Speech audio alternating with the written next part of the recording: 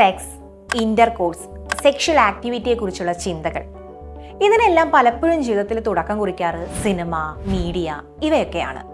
പക്ഷേ യഥാർത്ഥ ജീവിതത്തിലെ സെക്ഷൽ ആക്റ്റുമായിട്ട് ഇവയ്ക്ക് യാതൊരു പൊരുത്തവും ഇല്ല എന്നുള്ളതാണ് സത്യം. സിനിമയിലും ഫോണിലും ഒക്കെ കാണുന്ന രംഗങ്ങളിലെ physical appearance, high level performance, time period ഇതൊക്കെ പലപ്പോഴും അൺറിയലിസ്റ്റിക് ആണ്. മ്യൂച്വൽ കൺസേൺ ഇല്ലാത്ത സെക്സ്, പലപ്പോഴും സിനിമ നമുക്ക് മുമ്പിലേക്ക് വെച്ചിട്ടുള്ള രംഗങ്ങൾ ഇങ്ങനെയാണ്.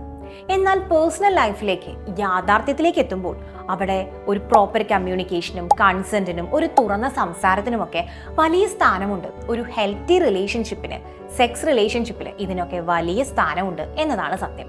ഡോമിനന്റ് ആയ ഒരു പുരുഷനും അയാൾക്ക് വിധേയപ്പെട്ട സ്ത്രീയും, സിനിമ പലപ്പോഴും ഇങ്ങനെ ഒരു ചിത്രം വരച്ചിടാറുണ്ട്. ഫിസിക്കൽ റിലേഷൻഷിപ്പിൽ മാത്രമല്ല, ബന്ധങ്ങളിലും സിനിമ ഈ രീതി പിന്തുടരാറുണ്ട്. പലപ്പോഴും ഇത്തരം വരച്ചിടലുകൾ യഥാർത്ഥ ജീവിതത്തിലേക്ക് എത്തുമ്പോൾ പങ്കാളികൾക്കിടയിലെ സെക്ഷൽ ആക്ടില് ഇനീക്വാളിറ്റി ഉണ്ടാക്കുന്നുണ്ട്. സിനിമയിലെ രംഗങ്ങൾ, അതിലെ രൂപങ്ങൾ അതൊക്കെ യഥാർത്ഥ ജീവിതത്തിലേക്ക് പകർത്താൻ ശ്രമിക്കുക, അവയോട് താരതമ്യപ്പെടുത്താൻ ശ്രമിക്കുക, അതൊക്കെ ഒരു ഡിസ്സാറ്റിസ്ഫാക്ഷനും ആങ്സൈറ്റിയിലേക്കും ഒക്കെ നയിക്കും.